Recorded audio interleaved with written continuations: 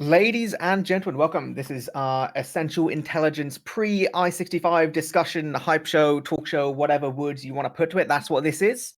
We're going to be talking about everything you've got to look forward to in just about 11 or 12 short days, depending on what days you're arriving. We're going to be going over some of the teams, some of the main storylines we're thinking of, the big EU-NA matchup, and all kinds of fun stuff. But before we get too much into that, I feel like it's probably only right that we do some introductions, right? I mean, I feel like if you're watching this, you probably know most of the people here, but I'll go through it very quickly just in case. I am eepily. I talk about video games. That's more or less it. We have much more important people here. We have Ediski, an actual king of TF2. He's fresh off the back of a grand final game from Copenhagen, the most recent LAN. Before that, he was in the grand finals of I-63 playing with Seven. So he's done a lot. He's been there, done that, played with the top teams. He knows their strats inside out, and he's going to be bringing us some of his massive brain to talk about some of the matchups. Ediski, how's it going? Hey, gang, doing just fine. It's good. His excited to talk about stuff and teams. Most of which I think the majority of the players we're going to be talking about have at one point been a teammate of yours. So I'm going to hope you know all their kind of inside out strats, and you're going to bring us all like the insider LAN knowledge.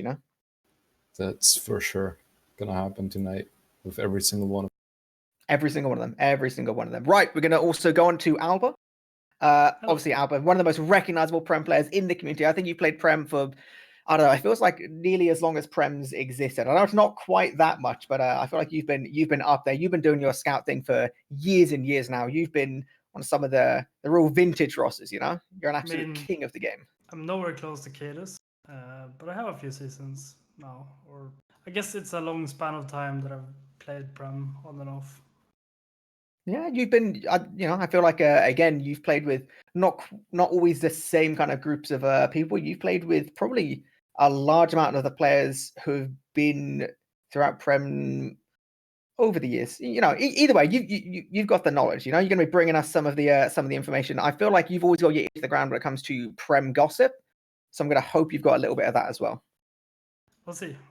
We'll see what happens. Right. We also have your boy Grumpy Koi himself. This is our European king of casting. He's one half of our main casting combo for I-65. Going to be casting with himself alongside Kermit.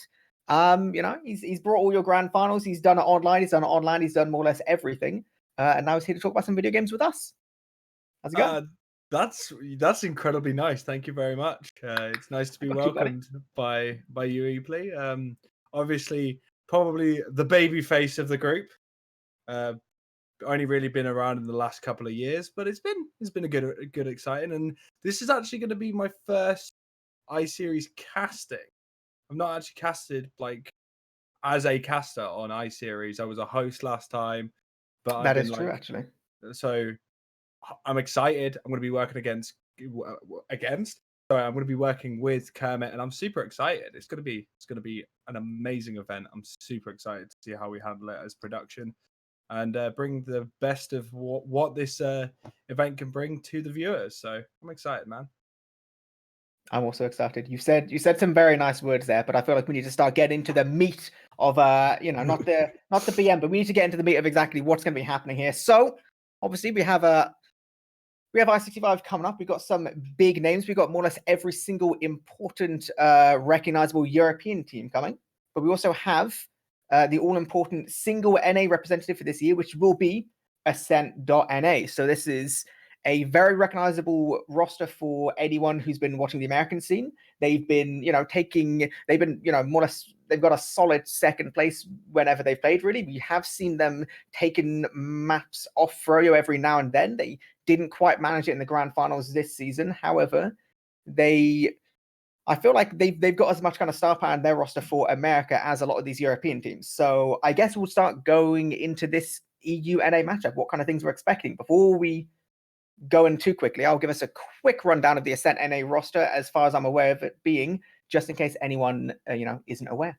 So I believe their roster will be Yite Slemnish on the Scouts, Jay and Laz on Soldier, Botmo Demo, Skis on Medic. Anyone correct me if I'm wrong? I think that should be right. Isn't it the other? Is Yite definitely playing? I this is the most recent information I have. I also may have just got it completely wrong. No, That you is may something be that they right. played this season. Yeah, I think that may be right. No, it does sound right. Yike can play a lot of classes, so I always. I was going to say it's always confusing with Yite. He's done, I think, every class under this. He's done everything, and literally everything. I just hope we get to hear him scream "beast" at least once during the event, because I don't know if anyone catches his streams, but that guy is nuts. In a good He's way, very he's flashy. nuts. He's very flashy. Yite's stream highlights. I don't really understand how he does them. I don't know whether he just goes for like Reddit plays or whatever, but he seems to have them more than I think any other player in TF2. Yeah, I have no idea. It's broken. He is an absolute pleasure to watch. Okay, well, Pleasure. let's talk about how they're going to match up, right? So obviously, any team going into this tournament, the main rivals they're looking at is going to be Seven. You know, Seven have been dominant in the European scene for the longest time. They won Copenhagen. They won, basically every ETFL season we've had for, the last basically couple years now. And going into any kind of tournament which doesn't have Froyo in, Seven is going to be your big rival. So I guess first of all, are we thinking that this Ascent NA roster is going to be able to contest Seven, importantly, in a best of 3 and best of 5 situation? Anyone got any ideas? I feel like NA always said like super crazy soldiers in my eyes, like lately in the past couple of years, even though people are saying that it's not true, right? That you always has like really good soldiers. But Jay and Loss are on another level of, something like a combo wise of what we have in Europe, other than maybe Captain and who's Captain? Is it Captain? No, Star Explained Scout. So Captain and Silentes. Yeah. Yeah. So that soldier matchup is going to be very close, but I don't think and Slumnish are up to the par with Talash and Stark. It's just a combo that's been around for ages, played together for ages, and they're just a couple of beasts. Yeah. What are we thinking about like the bot mode demo in particular, right? Because I believe in their game fairly early on the season versus Froyo, they played on Granner in bot mode. Basically, he didn't, entirely single-handedly win that game, but he was incredibly influential. Like he absolutely pounded on Granary, and it's obviously we've seen bot mode playing Pocket and Scout as well. How are we thinking he's gonna be matching up with some of the demos? Like we've obviously got Cadus, Lucas, and Domo, the 3 main demos he's gonna be rivaling with. What are we thinking? How he's gonna match up? I think it's definitely up there among the top. I mean, it doesn't have a ton of experience, I believe, on demo, but I mean, for what he has shown, he is definitely capable of delivering a solid performance. Yeah, obviously Adiski as a very recent demo player for the Ascent EU team, like does it seem that way based on I don't know how much you've really been able to like see of the demos over the last season and like like how America plays with their demos, whether that's like anything different. Does it feel like that's going to matter too much, or do you feel like it might be fairly even on a demo matchup? I feel like when it comes to European demos, like Cadus is obviously like the brain for his team. He doesn't, he's not really like the fragger. They're pumping out the damage and like absolutely nuking everyone in a way that like Lucas is. Lucas will absolutely like pound every single game he's in, but he doesn't need to be the brain in the same way because that team has Pappy. I feel like Domo fulfills a bit more of a middle ground. Like I feel like Domo, can absolutely like frag on his day anyway, but it's not absolutely necessary for his team as is. I'm just not sure whether bot mode would be able to fulfill either of those roles in the same way. It's difficult, even with soldiers like like I said, firing on all cylinders. If you think the scouts are a little bit weaker, I don't know. It makes me wonder, because I know bot mode can go off, but I don't know whether he's got that same consistency just with a less kind of experience, like you said. Well, since he started this topic on demo man, right? I'm just gonna catch onto that because it's something that I have an insight on myself as a demo man, But go on, give me it. The top three EU teams, Cadus, Lukash, and Demo, they all have like super different playstyles. Where you have Lukash just pumping out damage consistently while tanking heals and Pappy's doing the main call for him. Then you have Cadus that's also tanking heals, but he's the brain of the team, and he needs to be alive to set up these plays for his team. And then you have Domo, who is probably going to be in a passive role because Arms is, tanking up all the heals. And I haven't seen much of Domo's playstyle in Ascent. I'm not keeping up much with TF2 lately, but I feel like that's the spot that he's currently in, because that's how I kind of had to play when I was filling in for Ascent for LAN for Copenhagen. And it felt like the playstyle that would benefit the most for Ascent is that passive, demo that's always playing defensive around their team. That's quite interesting, because it is a weird place for Domo to be, because your experience is going to be very different to how Domo is playing, because of the Solentis Drak combo is no longer there. So during Copenhagen games, a lot of the plays were around Drak and Solentis, whilst now, Drak is an absolute beast. But now you've got Polygon and Zebusai, and not saying they're bad soldiers, they're just different soldiers. They just play a very different game. So Polys are very, very much kind of the jump in sort of style, very similar to Pappy in play style. He doesn't play as tight, whilst it would be interesting to see how further down the line during the LAN event Domo kind of slots in, because we saw when he played on 7 as well, it took a few games and a few while to really slot him into that roster at the time. And I feel like he is starting to get extremely comfortable. But once he gets that comfortability, his playstyle goes a little bit more aggressive once he's comfortable. But like you mentioned, for the time being, he is kind of playing a much more passive role. But it could be interesting to see if he comes into a more sort of heal-centric playstyle from what I've seen like previously. Yeah, I guess it might be one of the differences between some of the whole EU NA thing is, whenever I've watched a set NA play, they seem like they haven't been a team which has been together for ages and ages, but I feel like they've had some slightly more secure rosters than some of the European guys. Obviously, like, the biggest difference for a team is obviously Ascent EU, like Atlan, they're obviously playing with Adiski. Before that, they were playing with Phil on demo. Their soldiers have now completely changed just in the past couple months or so. So, going from, like I said, Solentis and Drak, we've now got Polygon and the return of Zebusai. So I would imagine one of the biggest things, maybe if you were looking as what Ascent NA is going to have over some of the other teams, you would have thought the NA team is going to have a more secure roster. Like, they would have been like more able to prepare from like an earlier time than the EU roster. Because from my point of view, it seemed like Ascent EU this season, it took them about, 5 weeks or so to get really into it, right? Like they had games where they'd just be able to like turn on, like kind of do whatever. But it felt like early on in the season, they weren't really fully activated and took a lot of time to get used to things. Whereas actually earlier on in the American season is when Ascent NA were looking their best, I think, from a lot of people's point of view. So I feel like it might be a case of maybe Ascent NA will have been able to prepare slightly more. I know there's a lot of people already saying about how maybe we're slacking a little bit when it comes to, maybe the Yite Scout isn't all it's necessarily cracked up to be, but a lot of people are saying really good things about Slemnish. I don't know, in your time of playing Prem Scout, Albert, I don't know whether you played against him. I know Slemnish has been hitting some of those EU pugs recently. I don't know whether you've got any kind of inside scoops in terms of how he'll be doing at LAN. I'm not too sure about Slemnish. I haven't really seen him play much, and I don't believe I've played against him that much at all. Maybe 1 or 2 pugs, but I can't really judge from that. But I think he is a very competent player from what I understand.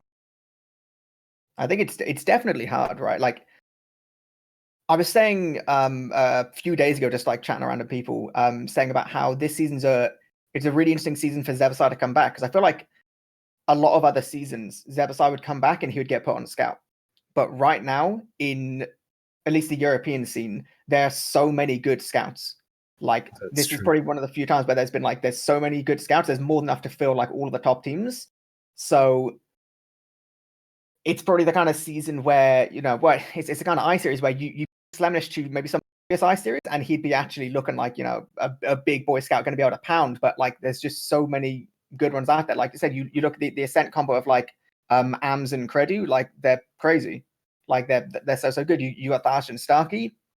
was like absolutely insane on the side of Seven. Like, they'll just like dominate games more or less by themselves sometimes, it feels like. On the side of not Swift Faint, the change-up always gets me, right? So obviously they did lose Scruff, but picking up Tomas, as much as Tomas wasn't as big of a name as some of the other players, I feel like he's also been able to slot in and just absolutely like wreak havoc this season. Like scouts are looking really, really good. Yeah, exactly. Like I think even last couple of seasons, like before this one, there was just a lack of soldiers there and then. But now you're seeing all of these soldier mains switching back to scout. So you have Amazon Scout, playing Pocket Scout for his team. Then you have Starkey switching from roamer to scout, and then you're not left with much. Zebosai's comeback was the perfect timing for him to come back on soldier. I can also take a second to appreciate how quick he got back into. Like if we compare Sebosai from week 1 with Sebosai playing Feint, like just now in the play. Yeah. Such a big difference and such a quick de-rusting, honestly. I'm impressed. Yeah, it's like, it is a case of like, it's probably about like a month and a half between there, and it seems like a decent amount of time, but like, how long was he out of the game for? Like, he was out of the game for ages. He was doing something completely different. And even if you're playing FPS games, your aim can still be similar, but on Soldier, it's like, the aim's going to matter, but there's so many TF2 specific things you need to be able to do on Soldier. So it's like, being able to read the game and that kind of stuff. And that does take a while to unrust. I think the mechanics he's are going to be one of just the so big much guys. different. Yeah. Exactly. I think he's going to be one of the biggest guys to look at for LAN. Sticking to the EUNA thing. So I know obviously NA finished their season as well. They finished it a good bit earlier than TF2. We obviously still have our grand finals to go. They've already done theirs, I believe, a good couple weeks ago. So Ascent NA will have been looking just firmly at preparing for LAN, trying to get things as sorted as much as possible. I thought one of the interesting things to talk about would be how preparing for LAN is going to be able to go for them. Because in Europe, if you're 7, Ascent, or Feint, you have a minimum of 2 other tippity top level teams that you can scrim with consistently, right? Ascent NA has Froyo, who has always been a step kind of above a lot of the NA kind of teams as is. And then from what I've seen over the course of the season, there then seems to be a bit of a gap between them and some of the others. I feel like Europe's in a much better position to prepare than Ascent NA is. What are you thinking? Yeah, I have some gossip here actually. Go on, give it to me. Froyo is not scrimming Ascent, so Ascent is not getting practice against Froyo. For real? A lot of the other like top NA teams are not scrimming, so Ascent NA is having a rough time preparing with, because there's not a lot of teams that they can play. Could that be a knock-on effect to ESCA deciding not to pick up TF2 for another season? Because I imagine that would have a knock-on effect in itself. Because I know that RGL are making play and other things like that, but it's still very up in the air. So there's probably a lot of the high tier teams that have kind of just put it on a back burner. Not sure if that's a factor in this. I think it's more that, teams come and go, especially like, some teams like to take a break after a season. Like their season is over, they're not going, and they might take like a few weeks break or something. Meanwhile, you have Ascent NA that is going to LAN and they can't play Froyo, and they don't have much of those teams to scrim. I wanna go back to that point for a second. Has Froyo been scrimming other teams during this time? Is it genuinely literally just that they're like, no, we won't play Ascent? I'm not sure like what the whole deal behind it is, but I just know for a fact that Froyo isn't scrimming Ascent. And see, that's rough, right? Because like, even with a bit of time, like playing some of the EU teams, like even with the bit of practice you can do just before LAN, like there's a lot to learn really quickly. Like you can look over the demos, you can do whatever, but like if Ascent NA are going to be going into LAN without a great deal of practice against the top teams compared to, like I said, Europe, which has just an absolute wealth of different top level teams we're playing against right now, I feel like that's going to really hurt. Like their group stage games, as much as that won't mean everything, we've seen multiple times teams do well in groups and then fail in playoffs and like vice versa. I feel like that's still going to be really rough. Like in an event which is, like 3 days, right? And only really like 2 of the games are like super important. 2 of the days are super important because the last day is just like semis and grand finals anyway. I feel like that's going to be really, really hard for them to actually be able to compete in like those first 2 days. Yeah, definitely. I had a little quick glance at the logs of what's Yeah, I've checked the logs and it looks like Freo is just not playing at all. All right. Okay, that does make more sense then. That does make a little bit more sense. It's not a pure we're gonna ruin your I series chances, but yeah, like it is kind of that rough situation. Like when other NA teams aren't going to land, like that post-season time, like people do want to take a few weeks to actually just not play the game for a little bit. And it does feel really rough when you're like the only significant NA team going. You would think that it's conspiracy, so Bunny doesn't get any other NA team to beat 7 at 1. I don't think that's what's happening. No, it's just very unfortunate timing for Ascent that they can't really get the practice games before 1. Yeah, it's pretty rough, right? Like I feel okay. We talked a little bit about like how good it is for Europe to prepare, and obviously all of the European teams, the top 3 teams as well as some of the slightly lower ranking teams for Europe, they've got all of their eyes on one position. That's gonna be first place, and everyone's expecting really like to get first place, you've got to first go through 7, right? 7 are the reigning champions, in Europe for like the longest time now. They're that team which everyone has to have their eyes set on. Can 7 maintain their crown at I-65, right? I mean, most other I series going into it, they're off the back of a pretty dominating TF2 season. And as much as they've been doing something similar this season, we did see a big upset. I believe it was one of the later weeks. It was either 5 or 6 possibly, where they lost to Feint in 2 golden caps. It was really narrow losses, but they did lose a regular season game, something we've not seen in ages. And it's potentially a slightly, I don't know whether you guys think it's a weaker or a stronger roster compared to Copenhagen. Obviously, the big difference is they had Tiger at Copenhagen. Tiger's now left. They have Silentes, who's going to be on Soldier. Stark's been moved for Scout. Do you think this is, first of all, a stronger or weaker roster than Copenhagen? I feel like I'm taking all of the topics here, but it to me, well, because I played with both 7 and I played at Copenhagen, right? I feel like losing Tiger for 7 is a really huge hit. Like Tiger, not only with 7, he's won like every Prem season since like when ages. Even with Arctic Foxes and before that, he was winning just season after season. I'm just trying to look it up now.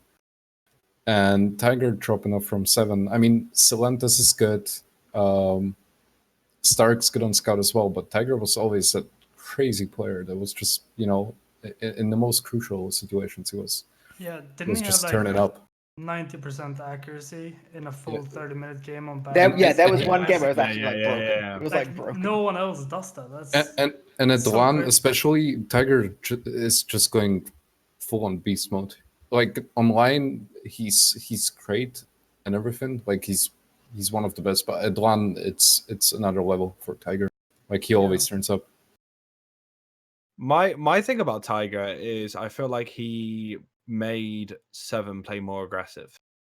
He just naturally kind of instills that level of play into teams where he likes to play super aggro. He's always been that sort of player that would never fit into the classic Crowns style of play, as a lot of people coined it.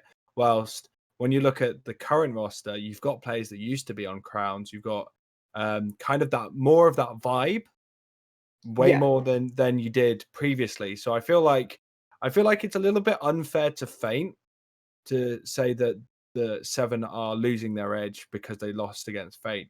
Feint is an incredibly strong roster, and when I spoke to them at LAN, 7 was saying that Feint, well, Swift at the time, was a team that genuinely scared them.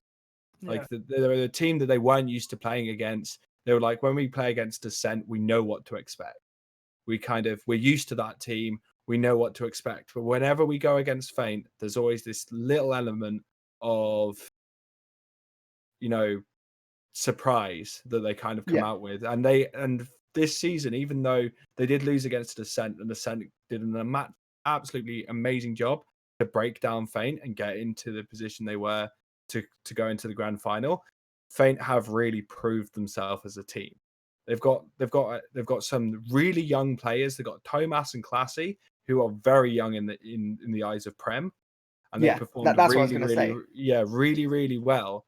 And I don't feel like 7 necessarily are weaker. I just feel like they play so differently than what we're used to. They've kind of gone back to their old style. So the loss of Tiger is more of a change of mindset than anything else. I feel like they're amazing players. Like Starkey has always been kind of a hero in EU TF2 when it comes to playing Scout. He's someone we've already known. Talash as well. You've got Solentes, who's especially at LAN. When he turns up to LAN, you know he's going to put a huge impact. So it is just it's a shift more than an up or down sort of thing to me. Yeah, like here's the thing, and why Cadus is such a good player to have on your is because he's extremely good at enabling the players and using the players that he has on it. I mean, just looking at how 7 play when they have had AMS on pocket, and now when they have they play differently, and it's Cadus, utilizing the players that he has on the.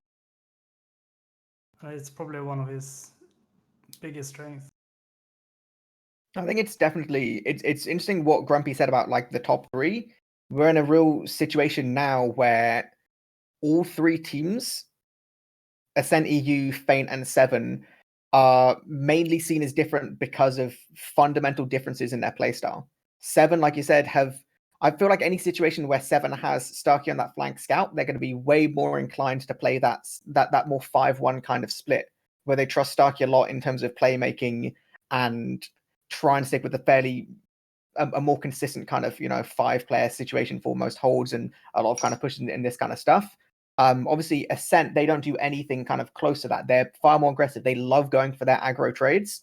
They're massive fans of that, making some scrappy fights in at the end of an Uber and trying to capitalize off of that. You've seen it work really, really well. Like I said, in that Ascent Feint semifinals, they were just getting so much mileage out of that. It's absolutely insane. When it comes to Feint, like you said, they're still very much like it's hard to call Feint the up and comers, right? Because like they've already proven themselves, like online and on LAN, but like realistically speaking, a lot of their players are still so new to things. Like obviously, Pappy's like the most established player on their roster, because he's played for season to season in Prem, like all the way back to like Low Panda days and stuff like that. But most of their players, like they don't have the same legacy yet as a lot of the Ascent and the 7 players. Like Lucas as a demo, he's still pretty new in the eyes of most people.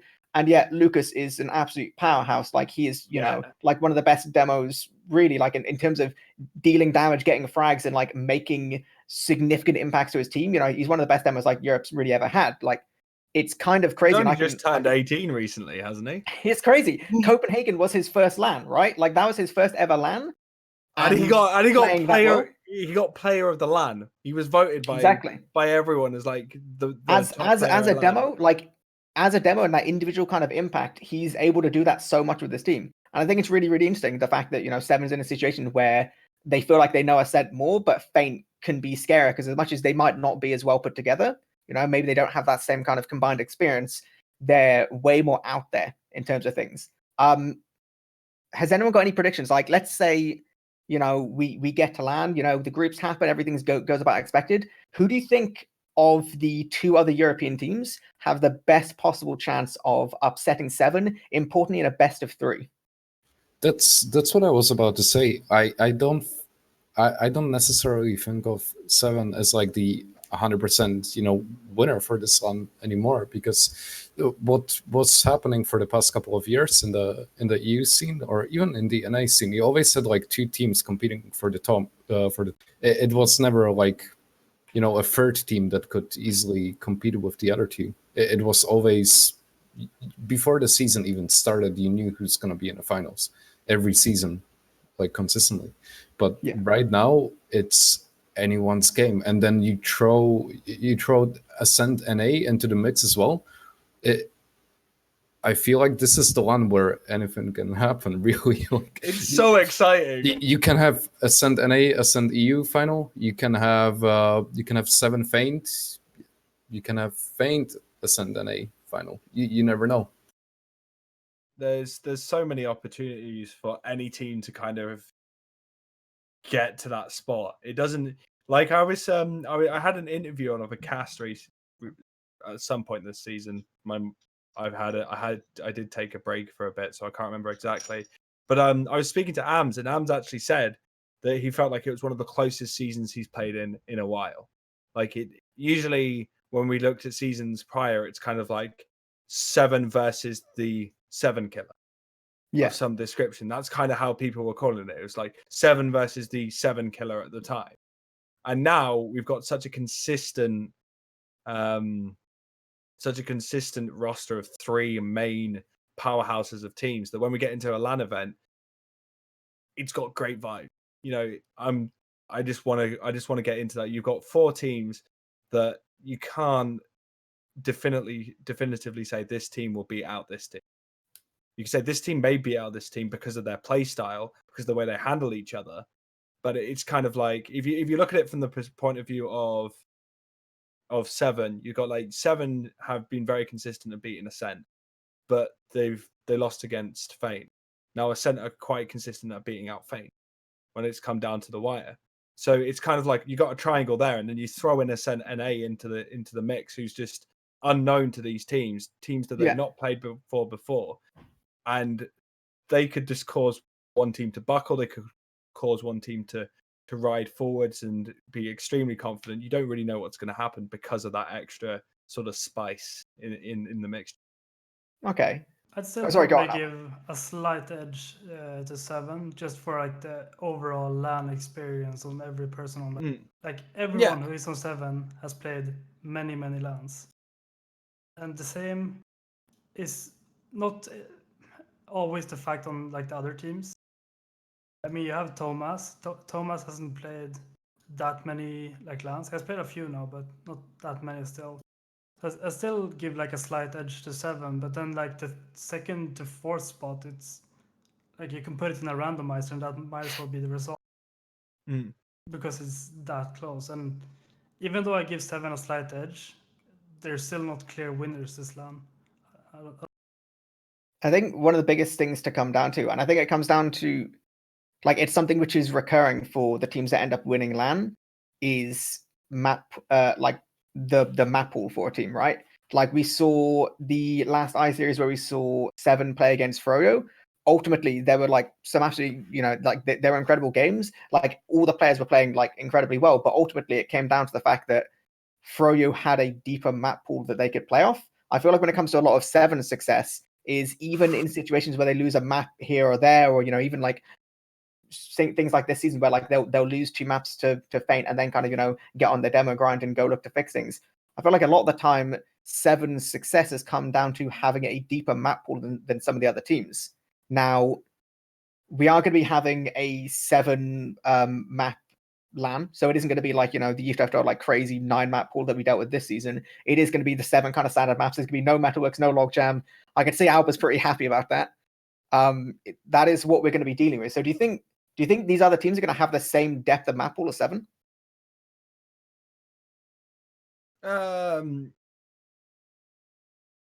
Yeah, no, maybe. I don't know. I agree. I think it's difficult. I think it's difficult to guess. It's really difficult to say because you mentioned that, and I just think of Snake and Product. You mentioned about knowledge, but then I can already pick 2 maps that if 7 are playing, they're maps that immediately in my head I go, they struggle. They've notoriously struggled on Product Snake Water. It's been, especially in the later seasons, has always been their Achilles heel.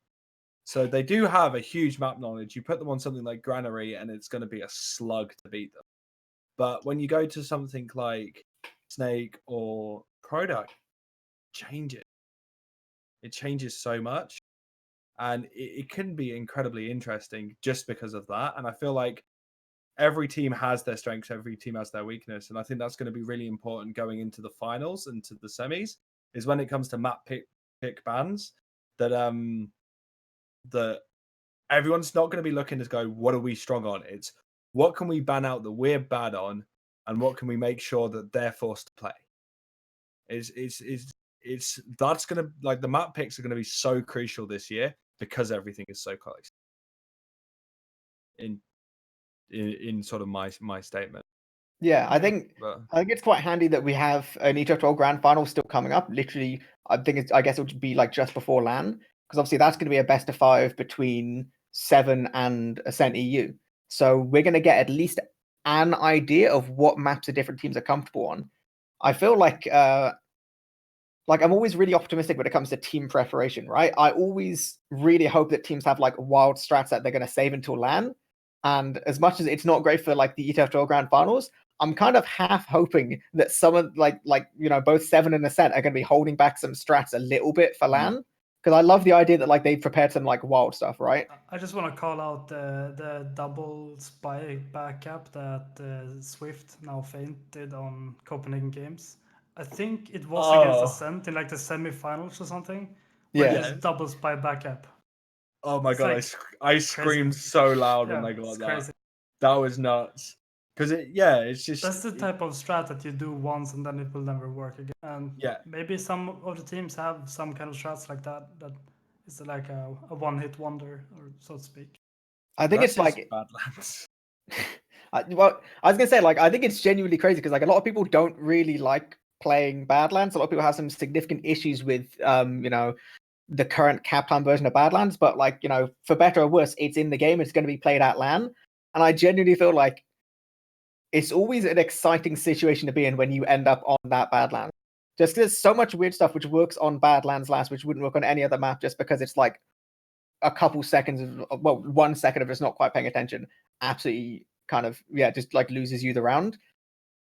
And I'm really hoping that we see more teams like abuse that more. Genuinely, I think one of the biggest things is like, which I think has been slept on a little bit this season, has been unbanning the man treads, because I genuinely feel like any team which has an opportunity to put a soldier onto man treads, like for an Uber advantage push, is actually crazy. Like, the idea of denying a man-tread soldier Uber with a pyro doesn't really exist, because the pyro pushes them back like a foot. They don't go nowhere, then they just kill you, right? Like that weird stuff where you get like a soldier man-treads, you get like a demo with like quickies. I want to see that kind of like preparation, which like teams, in an important game are just not ready for at all, right? That's the kind of stuff I like to see.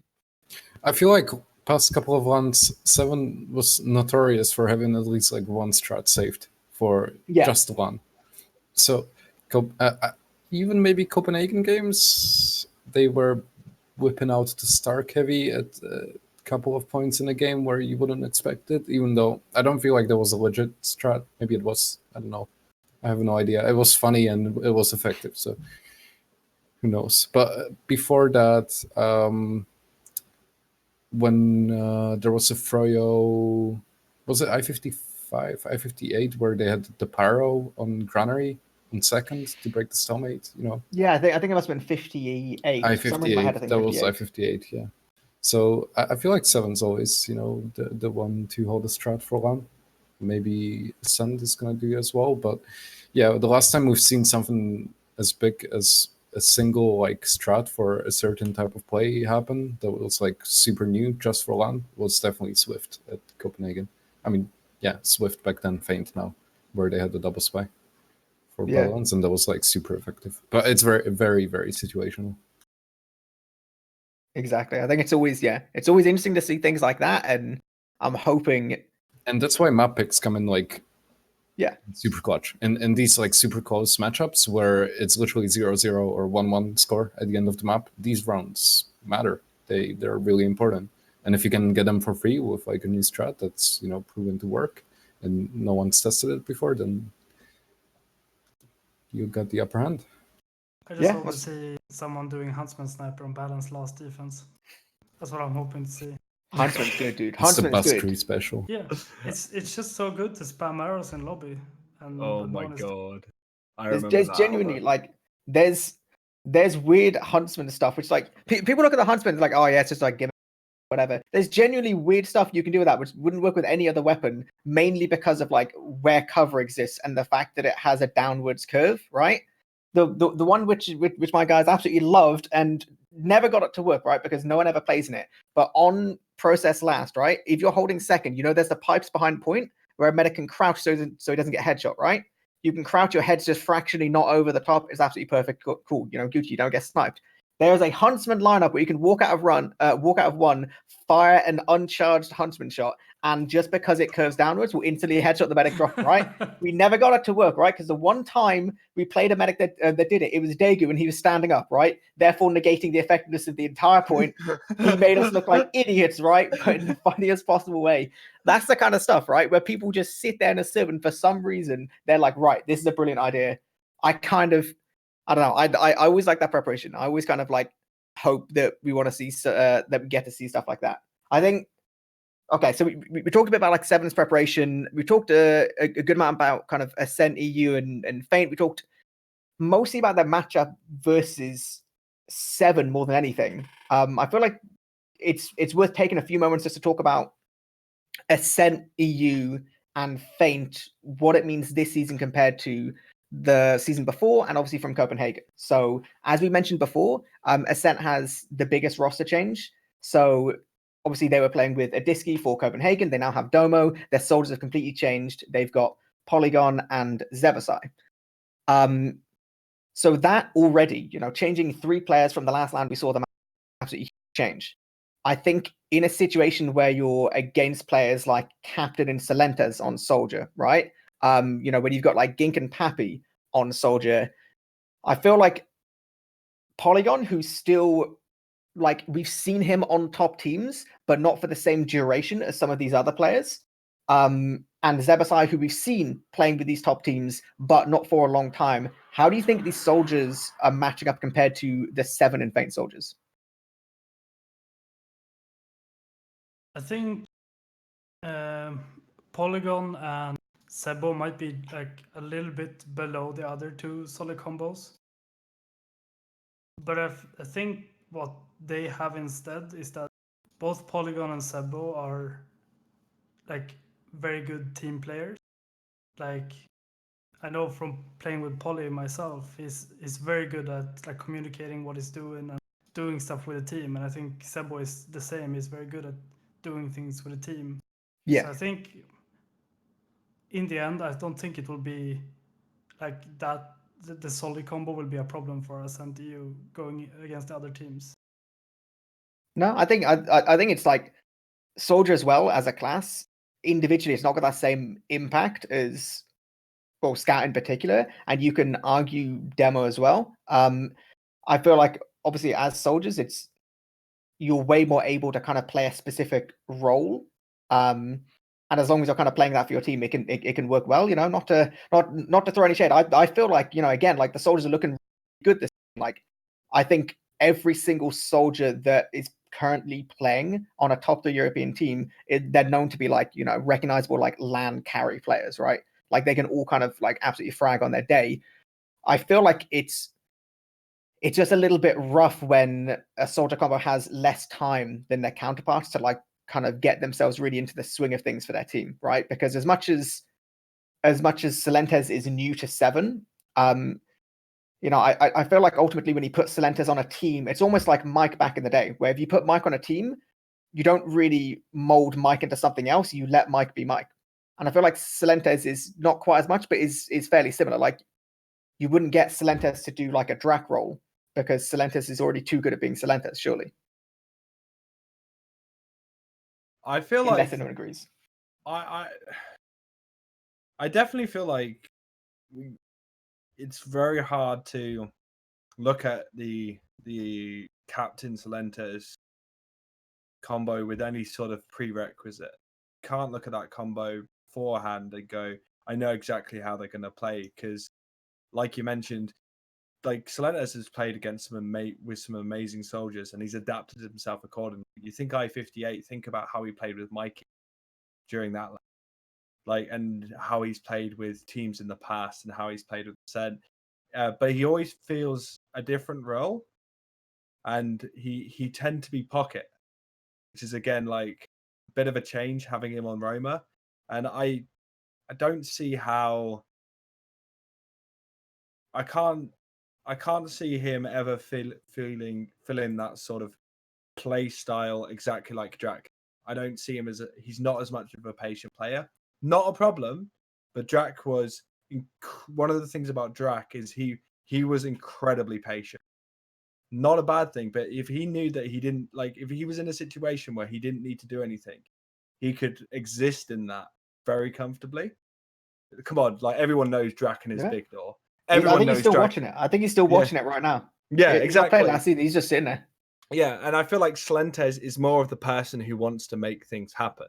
I feel like if you look at when Slentes and Drac played, Slentes would either be a call from AMS from what I could see, or something like that, where the start of it would be Slentes and Drac would follow it up, whether it was Slentes doing a distraction bomb and then Drac flying over the top. But it was very much kind of a 1-2 process. Whilst now he's with Captain, and Captain is going to be the one who's going to initiate a lot of the plays for when he's working with Slentes. And I don't know if Slentes is going to be as comfortable in that situation unless they do, like you mentioned, the 5-1 strat with Starkey just handling the flank and then just constantly doing that 1-2 with Captain and Slentes. That's kind of what I would see happening from them. I think they have like a lot of different things they can do. Like they can utilize Cylinder for like getting forces and stuff, but they can also use Starkey's playmaking. They can also use Captain's jumping capabilities. Like there's a lot of different things they can utilize, and we won't really be able to know until LAN basically what they decide to do at LAN. I also wanted to follow up on your thing, eepily, where you said that it's very difficult for these old players to shape it into different player roles. You know, you said that Celentes is just so good at being Celentes that you can't really make him, you know, do the track role at all. That's why I feel like, yeah, you know how Swift just has players that came out of nowhere because those players are incredibly talented and they haven't got that experience in top level, which is not necessarily a bad thing because he paired them up with players like, you know, Papi, and they're just gonna shape all 5 of them at once into a single mindset, and then you have a team that just cooperates super well. Like what you lack in experience and, you know, how many strats you can do on a map or how to react in certain situations, you got that, you know, great cooperation between your players because they all got the same mindset because they haven't played different playstyles before that are stuck in their brains. Yeah, I think one interesting thing with that though is Seeds is the other player who has a bit more of a track record than the other ones because he went from playing Pugs and then he did end up playing on the 7 roster. And I think that I feel like he's gone from strength to strength to strength as a medic since that point. Like I don't when I cast his games, I don't see anyone building as fast as he does. Like he seems to be constantly on it, and that's such an important thing to him. And he's very consistent at playing the med role. And having that as a baseline to shape your players, from Papi's point of view, you know, he's not having to as much as the other players. He's not having to coddle Seeds, you know, heal rotations, building mentality, and stuff like that because he's got that to begin with, where he can just build Lucas's aggression and tanking that damage out of him. He's got Thomas and Classy, you know, bringing the DM in, but always knowing that they'll be able to get buffed when they need to, be able to cycle into positions where they can protect their med. And Seeds will constantly be micromanaging those scouts, where Papi can really just focus on, like Adiski said, just pushing that singular mentality forward into their pushes, into their play style. And that's why when they play aggressively, they work so damn well because they don't have to worry about waiting for buffs. They don't have to worry about waiting for any sort of building because Seeds is so on it all the time. I think, like, you know, Feint is the one team out of everything in the top level of Europe which have had the least changes, right? They've had a 1-player difference. As much as 7 only have brought in 1 player because of a role shift that essentially changed too.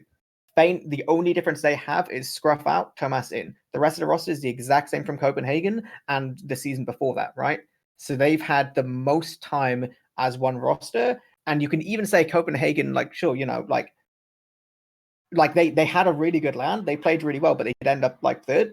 but that was a lot of their first lands, right? That was like, kind of their opportunity to go there, get some land experience, do whatever.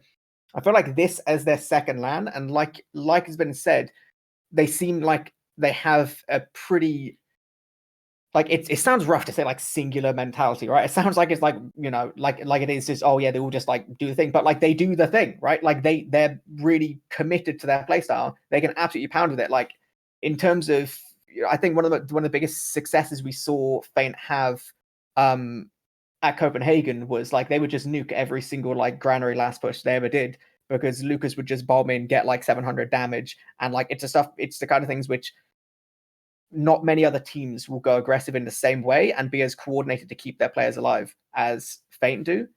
And I feel like the fact that Feint has been a consistent roster for longer, I feel like it might be looking pretty good for them. Like, I don't know.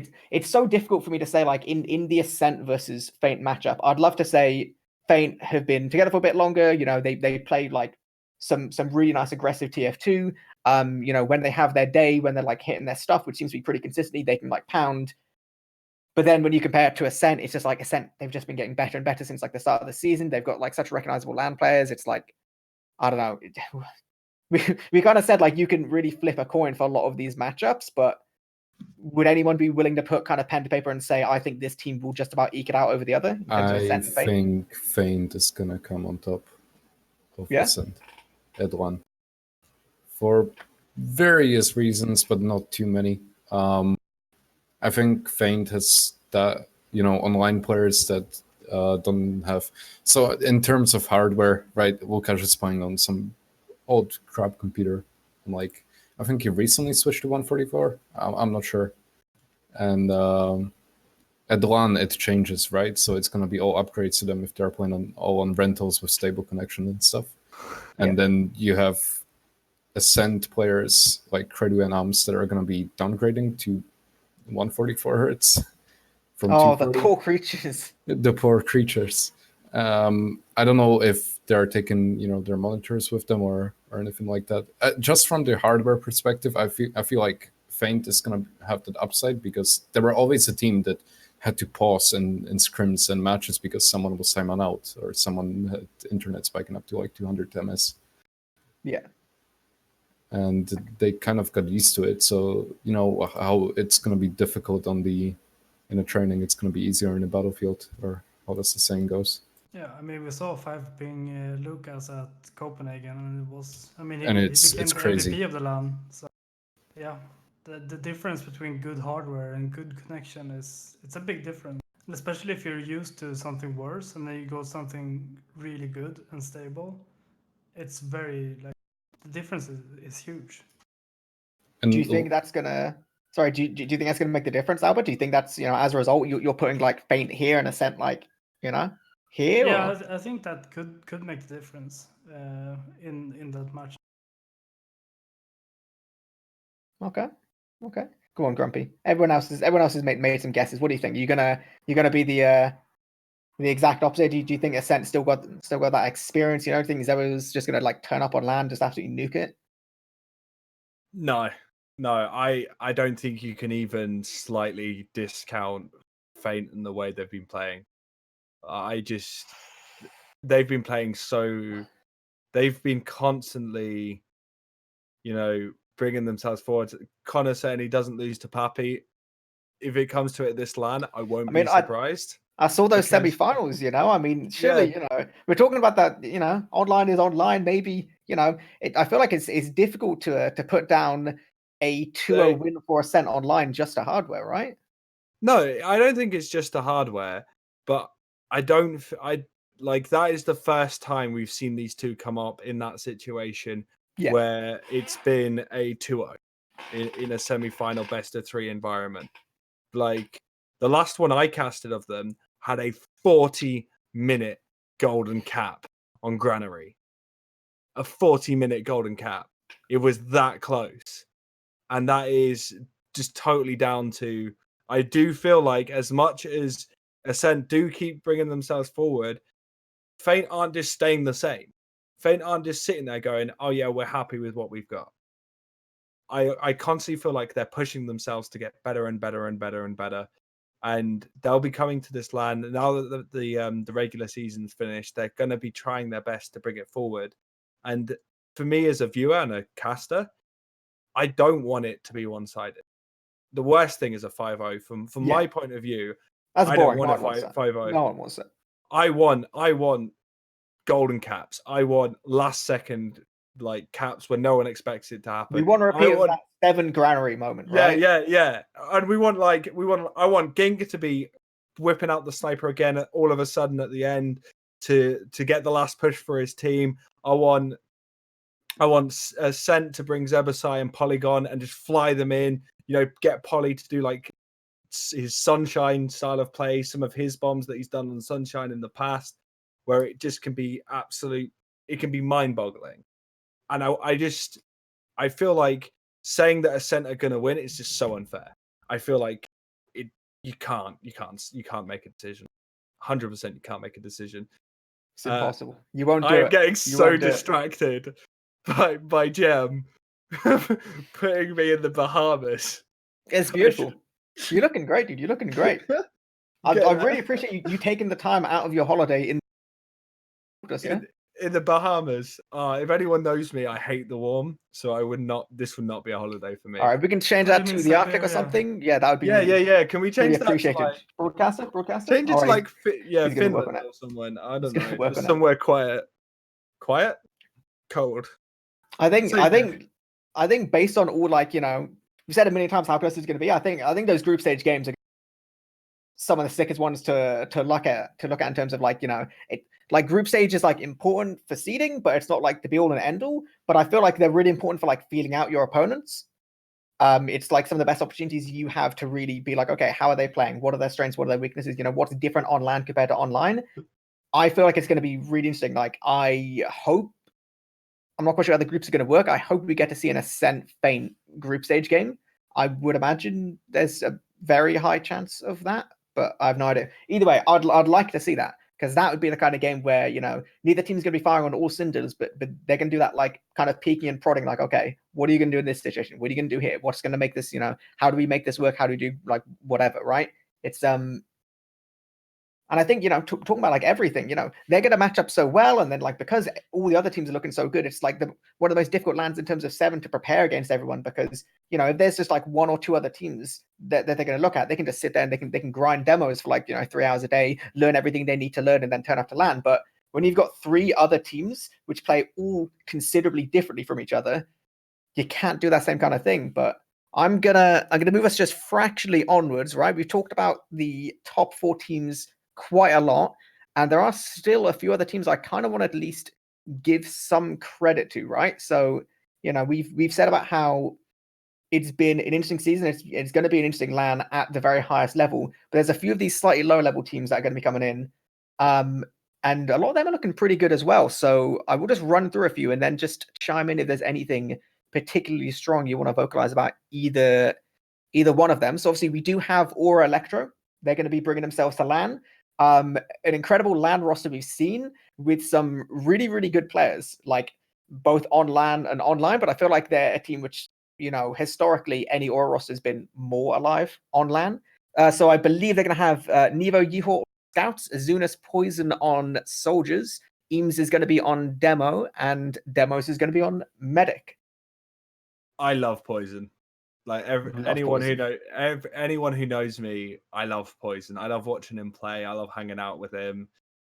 First Copenhagen LAN, Alba, remember, I was glued to Poison when I wasn't casting, just watching him play, because he's the guy who got me into TF2, competitive TF2. Oh.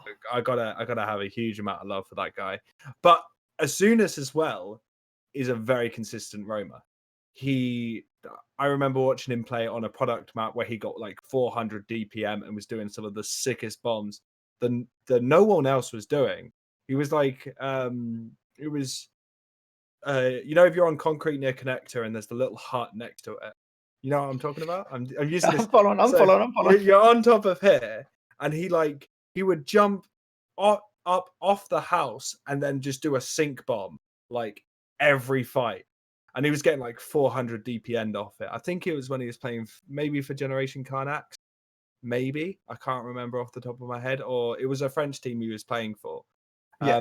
But it was just like I was watching it and it was just mind-boggling because it was just dishing out so much damage. And I feel like with Poison as well, he's very good at reading situations and very reactive as a pocket, and he plays very loose, very much like Polygon does.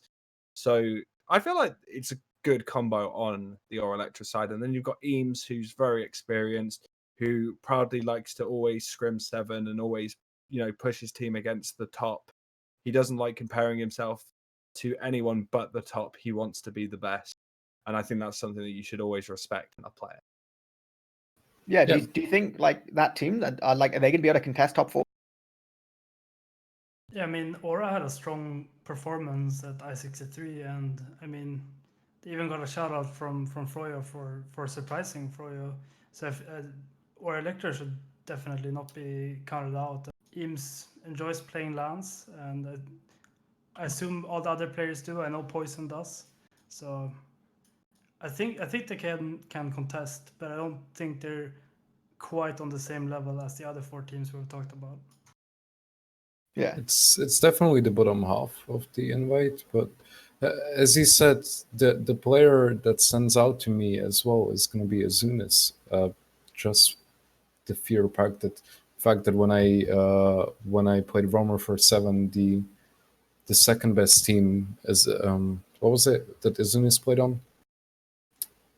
Who did we always play? Oh god, TF2 Grandpa right here. Keep forgetting. But Azunis was playing on the second best team, and he was always roaming against me, and he was probably the only roamer that was putting up a fight, like a decent fight on flank. And he's always going to be stuck in my head as the, very consistent and very good roamer. So that's the name that's going to be sticking out for me on that team. Yeah.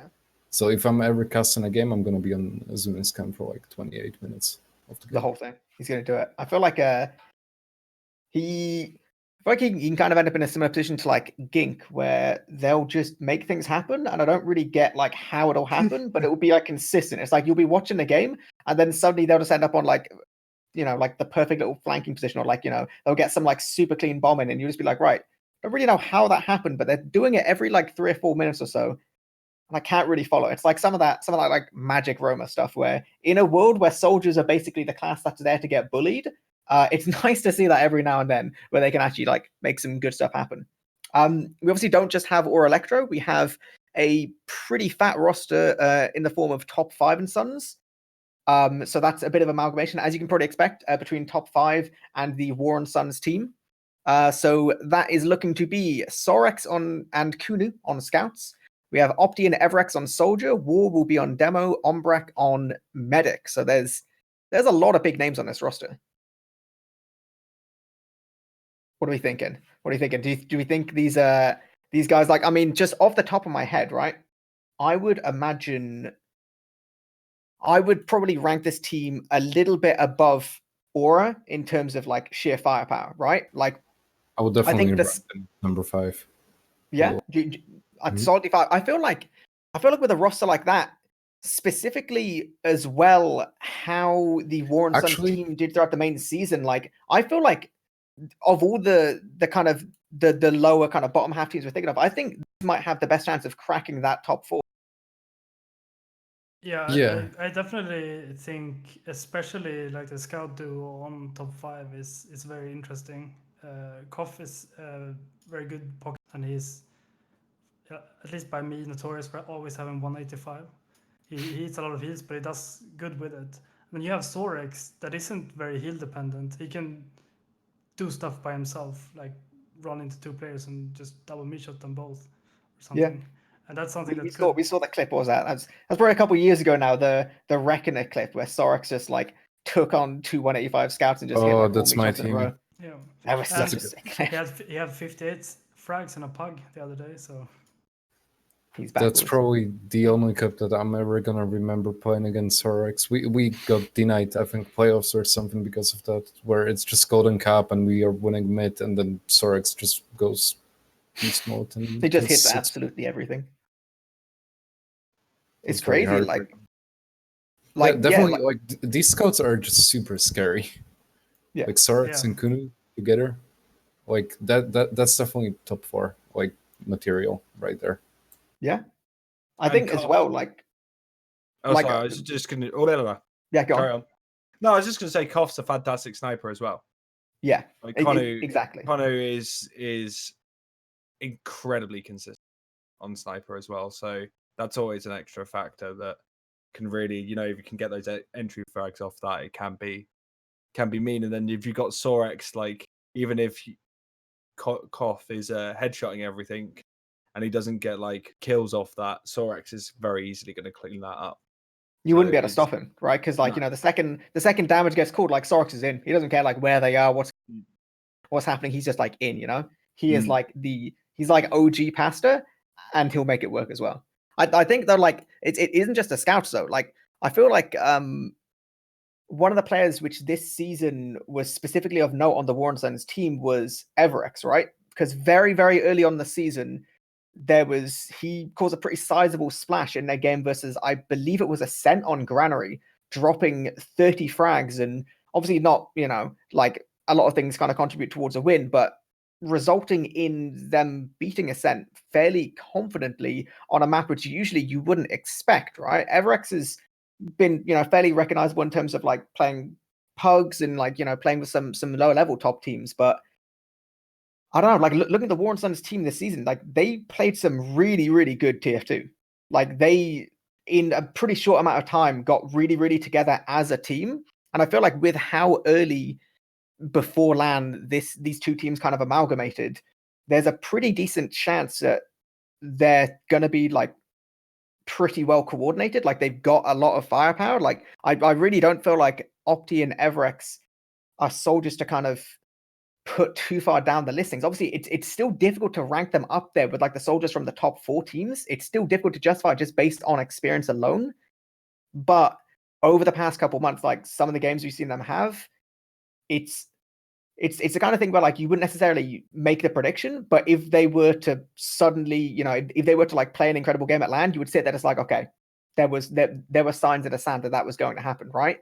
And then obviously like War is on demo, like Umbrak's on Medic. Like you've got these players who have played like Prem a billion times. Like Yeah, I was about to say, like, you have War on demo and Umbrak, they've played bajillion of ones and online TFT. So you've got so this team has everything. You got the experience, you got the TM firepower on scouts, and then you have the up and coming, soldier duo of Opti and Everex. This team has I honestly feel like it would be. So I've had a few people say to me, like in not too sure about Ascent NA. They can be able to like rival like the top 3. Are they going to be really be looking to like contest like that first or second position? But I think it might be really interesting to see what happens when Ascent NA plays against something like a top 5 in Suns. I think that could be a really interesting game. Yeah, Yeah, definitely. no, definitely. Yeah, it's a scary team. I think that's the best. That's the best thing to describe how it's going on. Is it's a very, very scary team. Top 5 Suns. There's a lot of potential there for upsets. And again, that's always a good thing when you go into a LAN. Is you look at teams like that, like Sorex and Konu have the potential to cause upsets. Opti and Everex also have that potential, being new names. And then you've got the experience of Warrior and Umbrak behind a team like that who know how the other teams play. They know what works. They know what doesn't work as well. And that's really, really important. And that can cause, if we have a surprise upset, I'm all up for it. That's always, something that, those sort of redemption arcs and LANs where a team that you never expected starts pounding, or a team that's kind of been formed for the LAN event starts doing really well, and you're just like, holy, obviously Moly. we're streaming, holy moly, that's it. Just you're left speechless, you're left shaken, but then you're just excited for more. What have you done now? I have no idea. I'm just trying to. That's beautiful. The king is here. The king. You've got the best story, Grumpy. You've just got the best story. What can I say? So I've gone from the Bahamas to skiing to now the Lord of Westeros, the King of Westeros. Fair play, mate. You'd probably do a better job, honestly. Right. We'll go to one of the next ones. Right now, I'm not 100% certain. Like, so my information, right, is just based on who's signed up on the tournament page as of now. I can guarantee there's going to be at least one other team which signs up between now and LAN, where I'll be like, oh, they're actually sick. Wish I could have talked about them, but you know, my ear's not that close to the ground in terms of prem. So the only other team we have documented as guaranteed going is the bus crew, right? And I have heard from a couple of them that they might not be super keen, like, you know, keen beans, like trying to absolutely like frag everyone, like do whatever. But I still feel like their roster's worthy of note, right? Because they've got a lot of like, you know, solid players in it. So the bus crew, as they are currently signed up, I believe will be Deox and Idlos on Scout, Aubrac and Warped on Soldiers, Yon on Demo, Martin on Medic. So most of these players have played Prem at one point or another, I believe. Is that everyone? Has Aubrac played Prem yet?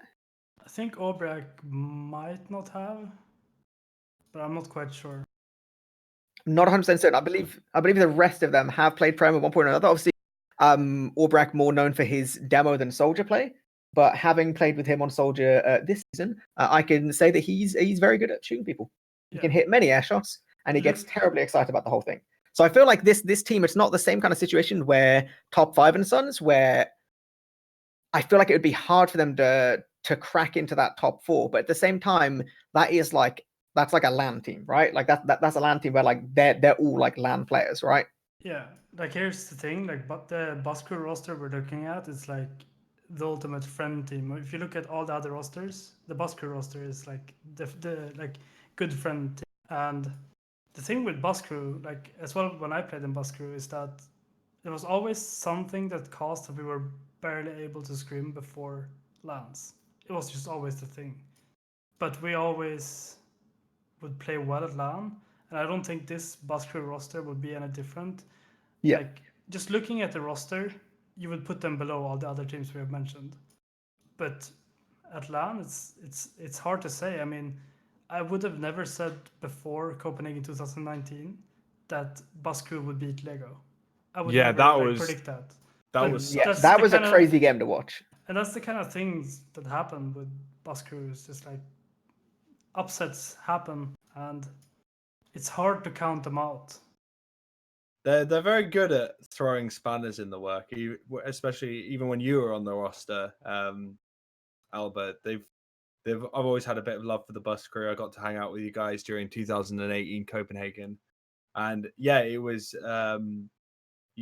bus crew has always had that opportunity to make things a little bit more interesting, a little bit more spicy. And I have to mention Martin, 50 centimeters per 360 medic. Not anymore. Not anymore? No, I think it's on like 30 or something now. 30. Oh well. Oh, that's way more reasonable. What? That's way more reasonable on medic. But yeah, and he is incredibly consistent, very consistent med. Yon has kind of proved himself at LAN time and time again as well. And he's incredibly consistent at LAN. That's one of the things, is you may not always see him during the main season. Luckily, he's graced himself on TFTV as a caster, but it's nice to see him where he belongs in I-65, which is playing on the bus crew and hopefully dealing out the fat damage and dealing some sexy pipes for us to watch, because that's what he's done before, and I hope to see that again, personally. I think the one thing that lowers their level a little bit is the loss of Poison, because Poison fit in incredibly well with John and Martin, and just something with that dynamic that worked. So I'm not sure. I haven't seen them play at all, so I don't know how Aubrac works. I assume Aubrac will be playing Pocket and Warp Roaming, because I believe Poison was Pocket and Warp Roamer at Copenhagen. Not sure, but I think the loss of poison could lower them a little bit, but Yeah. it's still like the core of Bus Crew is still there, and it's hard to say like what's gonna happen basically. And with like, Bus Crew's what's- land. Sorry, go on. Oh, sorry, I was just saying, like, Adelos is actually a really good addition as well. The German scout main, he's very consistent as well. He's got some really good showmanship out of himself in Copenhagen 2019. He was on the roster that beat Lego, and it's it will be very interesting because actually they had Skyper during 2019, didn't they? They didn't have Jon. So Jon coming back to Bus Crew as well could further things forward. It's like Aubrax's not a bad player. I know that he plays a huge amount of pugs, and he's not a huge. Well, last time I'm not really that big on the pug scene. I kind of have a look now and then, but come on, we all know how good I am at this this video game. No one would pick me unless it was a meme. So it's more of a case of I just like to watch and go, I wish I was good as these guys. And Aubrax always a player that kind of pops out for me. And he picked me once. So, I got to give him a bit of love for that. He picked me once. So overall, I would rate them a little bit lower than the other teams, but yeah, we'll see what happens. Is that because he picked because me? That's where just because he picked you that one time, it's just Yeah. decision Just making. boom. No, weird but decision making. we won't really know until LAN arrives because Bus Crew just has a tendency to show up. Yeah, they'll just like suddenly increase their power level by like 2 times just by getting to LAN. They I feel like maybe it's a team which like their strength is by getting a couple drinks in at 10 a.m. And then just powering all the way through. That's the power and glory that is LAN. So I feel like we've gone through the majority of teams as we're expecting. I know that there is a big boy season, big bloke LAN type team which is going. So that's the team which I believe narrowly lost the Div 1 Grand Finals just a couple days ago. Did they? Yes, they did. Sorry, I believe it was. Yeah. Rakusen just. Did you won. cast that game, Grumpy? I did. I've had several hours of sleep since then. You got to bear with me. It's hard times, dude. It's hard times. It's fine. I checked on. You checked on ETF2L, yeah. That's all that matters. Exactly. Oh, yeah. So because they've swapped out some players for LAN, haven't they? I know Leth is joining them, and is it Spirit's gone? I think Spirit is going. Yeah, the roster they currently have signed up is Mac, presumably demo, Af, and okay. So the roster that there is Mac, Af, Leth, Piggles, Zodiac, Crayon. So I would imagine Mac would be your demo, Af would be your scout, Leth would be on soldier, Piggles would be the medic still, and then Zodiac and Crayon, I assume would. Zodiac would probably be playing Scout and Crayon probably playing Roma, maybe, or the other way around. Crayon was playing Roma during the main season. Then that would make a lot of sense. Yeah, that would make a lot of sense. And I've not massively followed this team. So same kind of deal, I would say, compared to some of these Bus Crew guys. Like obviously they're more of a team. They're more put together. Like they did narrowly lose the Div 1 Grand Finals, but like in that game, that was basically 12 players who could like easily play, like at least the bottom half of Prem as is. So like that was a pretty like, poggers kind of amount of Prem players in a Div 1 Grand Final. So they're more put together, even if they have potentially slightly less of the firepower. I feel like as one of the top 8 teams, they're not completely devoid of the opportunity to cause some kind of upsets. I feel like same kind of situation of these lower 4 talking about. I feel like you've got this Bus Crew and Big Boys season teams kind of, they're going to be fairly similar, or Electra's going to be like, I would imagine would be above them in terms of consistency. I feel like they could upset Aura, but like from on a consistent like best of 3 basis, I feel like Aura would be able to eke it out. And then I feel like top 5 is a little bit above them again, and like I said, potentially cracking into the top 4. Has anyone got any massive disagreements? Do you think Big Boys, Big Blokes LAN, whatever they're called, is going to pound through some of these invite top 4 teams? I think putting them around Bus Crew is probably a good Yeah. They have the core of theorists, which played at Copenhagen. So they have players that have played together, and that could help them out when they come to LAN. It's one of those where, because of the changes as well, it will be interesting to see, because Leth and Zodiac are going to change a lot about that team, just in general. It's the nature of them, and who knows? It's kind of Who knows? they're kind of. I think the best way to describe them is they're like the bus crew, as in they could either turn up to LAN and cause a massive upset, or they perform very, very consistently in sort of the lower half of the. Well, they're not in the invitational teams, are they? Have we got the full list of who's invited, who's in the invitation bracket, and who's in the... Sure, I don't think so. Yeah, I don't think things have been No. confirmed in terms of like top 8, top 4, whatever. Just because Okay. I think some of the teams like haven't signed up fully, or If whatever. if they have it, it's either a case of they'll cause a massive upset, or they'll kind of stay in the bottom half of the invitational bracket if they're able to get in, or they'll just, if they end up being in the open bracket, they'll just plow through the open bracket. Yeah. I don't And think, any like one of you those said, teams they're would just going... like plow and open. Yeah. Like there wouldn't even be a question. I think it just go just straight all the way through. I think that's the key other teams that I've at least been able to see. Like I said, I'm sure there's going to be like some other teams like join up between now and LAN, which are going to be like important and worthy of looking at. But unless they've signed up yet, I can't see that, So it is what it is. So I guess one of the only things, we have a couple things left probably worth talking about. First things is we have got a few things LAN related happening between now and the 23rd or 22nd, whenever LAN actually starts. So as a heads up, I do think Essentials as an organization going to be throwing together not only a show match of getting to watch probably a collection of these plebs play the game and get pounded. I'm actually away on that weekend, unfortunately. What can you do? There's also going to be an AMA at some point if anyone wants to ask for some questions. That's going to be a pretty significant thing. I'm also going to shout out, I think Jen's been doing a good job of shamelessly advertising stuff while we've been talking. So there are shirts, there are match reader things, there's shirts, there's posters. Like I think Uberchain's been working herself to death to get all this stuff sorted alongside all of the art. workers. There's some beautiful work. There's some pretty sick stuff going on. There's all kinds of different incentive things through the Matcherino. And obviously, I want to take an important point to say that everything Matcherino based, you can check it out on the page, but it's being split between prize pool and funds for Ascent NA, right? So obviously Ascent NA, coming here from NA, right? Pretty long distance, a lot of money on the line, right?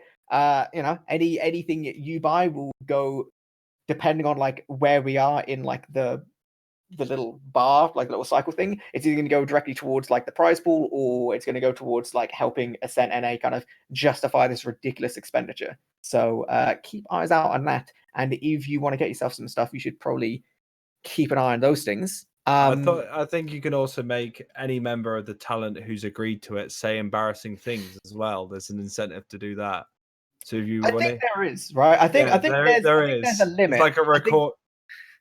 There's a recorded, it's like there's a limit. Like there's obviously, if you put something that is inappropriate, we're not going to read it out, but you're not going to get your money back because it's going to NA and to the prize pool. Like if you're going to willing to spend that, then that's the case. But if you want to make us, well, it's not hard to make me look like an idiot, but if you want to embarrass anyone or make anyone say anything funny, or perhaps if you're a streamer or I don't know, someone who just wants a silly hit sound from your favorite member of the talent crew, then you can. So that's an opportunity there as well. That is a thing which exists. I'm just gonna hope that I'm just gonna hope that there isn't like a new wave of god awful hit sounds of. Yeah, right. Moving swiftly past all the absolute nonsense. I feel like we want to round things out with some of the. The tournament's important, the teams are important, there's going to be some good stuff going on. some of the other stuff, which I think is which we think is going to be happening at LAN. Obviously, you know, for anyone who's living under rocks or perhaps not going to LAN for whatever reason, I-Series is going to be the same place as it's been for last couple of years. So it's going to be the NEC in Birmingham. Obviously, anyone who's a cool kid, which I assume is everyone here, is going to be arriving on the Thursday. And then obviously games start Friday. Friday's going to be mostly group stages. Saturday will be mostly the playoffs leading into, it's usually the remaining 2 games on Sunday, but I'm not 100% certain on that, so don't take that as gospel. Granted, definitely grand finals will be on a Sunday, and there's going to be information about all that at some point.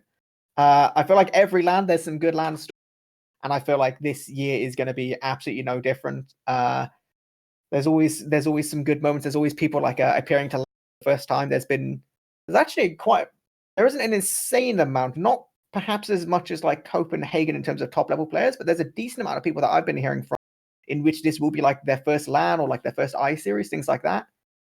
There's always like a steady turnover of guys who are going to be, you know, this is going to be like their first opportunity to do things. That's always pretty good, you know?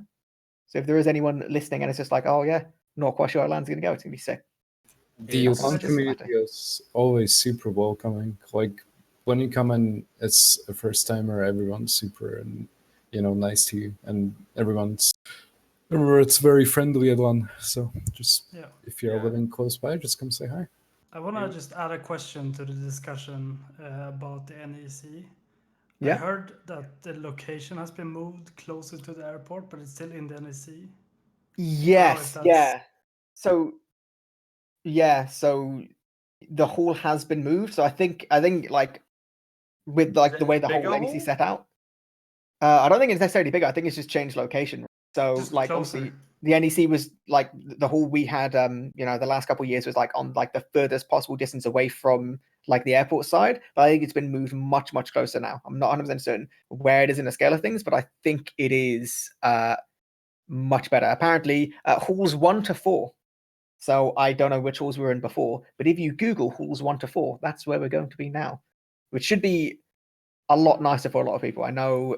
I think that's right by the escalators where you come from when you come from the train station. So that's pretty good. That cuts like half of the that cuts half of the walking distance basically. Yeah, makes it I think it's closer. I think it's a lot closer for a lot of people going to like the. I think a lot hotels of people, and the Nando's as well.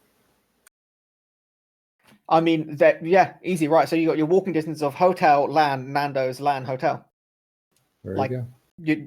Your whole LAN's just been sorted, and you've like got 1/3 amount of walking as you did any other year. Oh, something else. I think there's a plan for quite a large group of TF2 players to go to Nando's on one of the nights as well. So that's something to think about. Not a promotion, but if we could get self-promotion. Yeah, but if we could get like 100 odd TF2 players to turn up to a restaurant and just bully the poor Nando's waiter. I still remember to this date at I-58 where we just stormed Nando's with like 60, 70 people. Yeah, we need to do that again. We need to do something like that. Because I feel like as much as the competition is so important, you will meet some of the best friends you'll ever have in your life through LAN. I remember the first time I met nearly said it wrong there. Adiski was because on a cast I accidentally called him Adidski. I remember that. No. It wasn't you accidentally did it once. It was about. Yeah, and I'm notorious for getting names wrong. But I remember in the Copenhagen hall, I went out to Adiski and I went, "All right, Adidski," and he turned around and he was extremely excited to see me. And that's kind of the vibe that it always is. I was half a mind that he'd knock me out, but he decided to give me a hug instead, which I prefer. But it was just like, that's what LAN is it's meeting all these people that you've either seen or played thousands of hours of Team Fortress 2 with, that might not necessarily be from the same country as you, but you just get to hang out for a weekend, watch some games, drink some beer, and just have as much fun as possible. Yeah, I think it's a combination between you have the best TF2 being played most of the time at LAN. You have that, and like when the games are over, everyone are friends and hang out, and you know, just making new friendships all over the place. And I think that's what's so special about TF2 LANs is the combination of very high stake games. You know, a lot of like most of the people play for fun or for fame or like for the glory, so to speak, and Yeah. that makes the games very very high paced and interesting to watch. And then you have the friendship on the side. That's you only get that twice a year when you go to LANs, basically. My like biggest thing every LAN, like if I go to a LAN to cast or to do death stuff or to play or to whatever, one of the things I enjoy the most is watching the games in the crowd because Oh. like like any other situation where you watch a game of TF2, like it doesn't remotely compare to sitting there in a crowd of people, whether it be like the main stage sitting there with a crowd of like a few hundred people, like last year, where we just absolutely just like took over the entire area. People just like losing their mind. It was absolutely insane. Like that, or whether it's just like you and like 20 other people watching one of the group stage games. I absolutely love watching the games in a crowd, and it just makes everything so much more exciting. Like just by default, things on LAN is like it's just so much more exciting to watch, and I think it's just like it's one of the biggest things. And then the game's finished, and everyone can like have a couple of drinks. You can like meet the guys, like you said. You meet guys you played however many hours with, talk to the game, and everyone's always incredibly friendly, super chill. And I don't think at this point there's gonna be a great deal of people watching who maybe haven't been to a LAN before, but I don't know. Maybe if it gets uploaded to a YouTube and maybe people happen upon it and get all the way to this ridiculous hour. It'll be good, right? Like literally, you can pick anyone within TF2 and be like, "Yo, can you introduce me to a couple people?" And I think they'll say, "Yeah." Yeah. Like I think that's one of the things about like the whole TF2 like collective. If you just want to be like, "Yo, I want to meet some people." I don't know what it was. We had a couple drinks I-63 last year, and there was some guy who was like, "Oh yeah, I haven't met any of the French players yet." So I just paraded him around for about I think 30 minutes and got him to meet every single French player. I had him meet Korbak 5 times because I kept forgetting which one he was. Another absolutely amazing thing about I'm trying not to be distracted, Get distracted. but one thing I have to say is I got the pleasure of hosting I-63, and I got pleasure along with Turbo Tabs to open up the grand final, and it was so early in the morning, and I just remember welcoming everyone to the event, like the final, and the level of electricity of that grand final the whole way through was outstanding. The casting from Warrior and Kamet was on fire. The game was so good. I remember opening it up. I saw Goosebumps. both. Yeah, I saw both. I saw you, Albert, and I saw you, eepily. And then I kind of looked to the front and I was like, I know everyone. I can look all the way back and I know most of these people. And it was just nothing has that feeling. And then when plays happen and like we mentioned do you remember when the granary last happened and the entire I remember crowd people erupted? like about 150 people's throats got like broken just from that one moment. Like people just screamed so much. It was like I think of all the I series moments, like there's a lot of like really big moments, but that's one which stands out to me is just like people just lost it absolutely. I'd never I heard had like no people so voice. loud in I series. No, I had no exactly. voice after it. It's I just was so intense. The games were so close, and the crowd was just on fire, and the casting was great. It's just such good vibes. it was so explosive. Like, and this year I cannot imagine it will be anything short of that, because I know, and that's a big thing to say, but just we've got the teams, we've got the level of competition where that can happen again. Yeah, Just like because like as a LAN Yeah. for competition, you could not ask for better, really. Like yeah, the only other thing you could say for this LAN is if we could have gotten Froyo over that. But honestly, even without their presence, this LAN's going to be incredible, right? Yeah. Like there's so much talent between our top 4 teams. There's so many different play styles, individually talented players. Players which rely on their DM or rely on their brain or rely on a mix of both. Like it seems like the kind of LAN where there is absolutely everything. Yeah, there's no way it can be anything else. There's no way. I just Right. can't I'm wait. hyped. I just can't I'm wait to hyped. I'm feeling it. scream my lungs out at every single amazing play. Be coming to the end of it all and just feeling exhausted, tired, and just here's that play. Oh just my put it god. on Okay, sync. right. Oh We're my gonna watch god. this. We're gonna watch this. We're gonna wrap because Oh my god. it was such an incredible moment. It's one of the craziest things I've seen in TF2, honestly. There was like not even. I think Hey, there that's wasn't me. I even, was like- there. That's you. That's you, buddy. That's That's you. you. That was you. You did that. And like, look at the crowd. I did. That Smiley was face. just. Give me a recap, Adiski, of the feels The feels. It during just Did that you felt as fight. much as we did? unreal. Yeah. Like the timing was, and me as a medic. So from my point of view, it was very scrappy, like trying to get that last push going, because Kados was still rolling out. I remember like turning 180 and arrowing him, and he was like 20 health, just like rolling out as fast as he could. And it was just super scrappy. I had no idea how we even ended up on a point by the time the It just timer happened, you know? ran out. Yeah, it was crazy. And yeah, it was just. And the competition brought during that final was one of the best finals we had in a while. The only thing I can compare it to is the Crown's full tilt final of I-58. That's the level went to, and having that caliber of a final again was just beautiful. Oh, yeah, there was also the moment where it was probably the loudest I've ever heard Kados scream, basically, for an arrow. I'm never gonna forget that moment. That's so the crowd is super loud when you're up on a stage, and Yeah. the game is super loud, and you barely can, hear your thoughts, and everything was just overwhelmed by Kados screaming for an arrow. Yeah, that final really Very vivid. brought it back to me to I-49, the final in I-49, which was before this 7 Froyo final, which is the best final I've watched. It's just Yeah. a shame how it ended on Sunshine. But the first map on I-49, like TCM/Broader versus Epsilon, like there was the same kind of electricity in the crowd that map had, but it was over 5 maps basically. That was just crazy. Like, yeah, it's just Yeah. so nice to see TF2 come together and create this kind of electricity.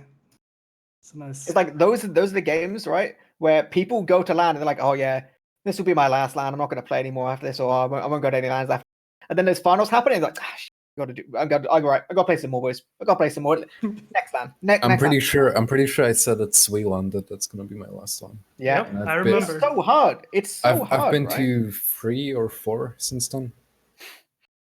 So It's yeah, just, like there's a reason why a player like Zebasai comes back, right? Because like TF2 at LAN, like TF2 online, you can enjoy, you can get fatigued by it, you can kind of like get whatever. But the second you get to LAN, everything just like all the bad stuff like gets ignored, right? All this, And, all like the grind, like the stuff which you found like difficult, whatever, like gets to LAN and you just feel it, like even though I haven't even been a player since like August 2018 or some shit, so like a year ago, I haven't played a single online match since then, since basically finals with 7. But you still come back to the community because there are just some great people, and then you come to LAN. Like LAN is basically the 2 LANs I go to every year are basically 70% of my vacation time of work. So yeah, exactly. it's just good time. For me, it was like I'm the same. Whenever I'm working, whenever I've got a job, the first thing I say is I need August off, and I need around April off. I need to go to those lands. Like Copenhagen will always be a stalemate for me, and will always be there, and so will I. I just can't imagine my life without those events. Like I did the exact same. Like for my current work contract, I said to them, these dates I'm taking off, and I won't sign the contract until like confirm in writing that that's happening. Right? I just if they were like, nah, we can't do it, I'd be like, all right, good job. Like not even a question. It always comes down to it. And I think. kind of. All right, I think I-65 is gonna be my 10th LAN actually. Thinking about it, 10 LAN anniversary. Ooh. Bringing a surprise. And I have actually, teased it a little. you've teased it to us, but we'll keep that under wraps for later For the time people being. to discover. But actually, one thing I wanted to ask both Albert and Adiski, you're going to be on production. eepily, you're a vet like me now, so you're more of a vet than I am. So, but you've done this many times, but you guys aren't playing. You guys are going to be on production. You're going to be helping us out. One of you is going to be on the analysis desk, and Adiski, this is going to be your first LAN casting. It's gonna be my first match ever casted. I've never casted before in my life, but how does that feel? I mean, I really just wanted to get part in a one. If I'm not a player, it's gonna be my first one when I'm not gonna be competing. So I still wanted to contribute to the community. So I was like, yeah, I'll do some casting, and then I got accepted to the production, and now I'm struggling to find time to practice. I'm a busy boy doing busy stuff, but I'll probably get a couple of games of practice cast prior to one, and it's probably gonna be fun. Yeah, I'm quite nervous actually. It's the first LAN I don't play at, and the best thing I know about TF2 is playing at LAN. I thrive at playing at LAN. It's just the best thing I know, and I'm gonna be there watching everyone play and not play myself. So it's gonna be very interesting, and I'm surely gonna feel like playing all the time, and yeah, but it's gonna be very interesting. Be like, right. Yeah, it's gonna be very interesting to be on the production side of things. However, yeah, casted a little bit I casted a little bit at Sweeland, but that's about it for production side. Yeah, it's gonna be interesting for sure. I think it's gonna be good. I think there's a lot of casting talent. There's a lot of desk talent. We're gonna have a good time, Albert. Me, you, and Dom. We're gonna be bringing what little brain I can give. I'll just rely on you to know what you're on about. I'll just talk absolute drivel, and I think our casters are going to do a pretty stellar job. Just hoping everything goes smoothly from a technical point of view, because that's always one of the scary things at LAN. But honestly, like, I have total faith that everything's going to work out as well as it physically can. I think what I might do, unless there's anything else we want to majorly go to, I think I might wrap things up a little bit so we can let people get on with the rest of their nights and feel successfully kind of warmed, and their fuzziness level increased by all this talk about how brilliant LAN is. I guess just to wrap things up a little bit, we've already said, like, iSeries, it will be starting the Thursday will be 22nd of August, so that's gonna be the first day when everyone arrives. Friday, Saturday, Sunday, so that's 23, 4, 5. It's gonna be when all the games are played. Everything's gonna be on the Essentials Twitch, which is this exact one. Crazy. There's obviously all the information you need is going to be on the TFTV page. There's a sticky threads on the left-hand side. Everything you'll need is going to be there. Please do at some point check out the Matcherino. Even if you've not really got any kind of money spare, whatever, have a little look on there, because there's a few of like the cheaper incentives, and obviously everything, like, it makes it really clear what money is going directly towards the prize pool. So even if there's just you want to get like a couple random things, there's I think like just a few dollars, you can get like a weapon signed by a player or member of talent or something, and like you can get like hats crafted by players and stuff like that. Even if it's just like a little thing, it all goes directly towards either increasing the prize pool from the current level, or helping support Ascent NA a little bit with all their crazy travel costs. Also want to include the fact that the way that the prize pool works is the more teams that sign up, the bigger the prize pool. So if you have people that are going to LAN, they're bringing stuff, but they're just going to kind of do whatever. Honestly, even if you just sign up to LAN, like you sign up to the tournament, play a couple games, kind of get pounded because you've not really played the game much before, doesn't really matter, right? Like you'll have fun. I would strongly say anyone who's currently going to LAN and planning on playing, at the end of every group stage game, I would recommend finding where the other team's playing, going over and shaking hands, because that's genuinely one of the coolest experiences at LAN, being like, whether you win or you lose, going over there, meeting the team you just played, congratulating them for winning, or, kind of like saying whatever. It's always nice to kind of get that, like, put like a face to a name and stuff like that. It's one of the coolest things, which makes LAN just, like the realest.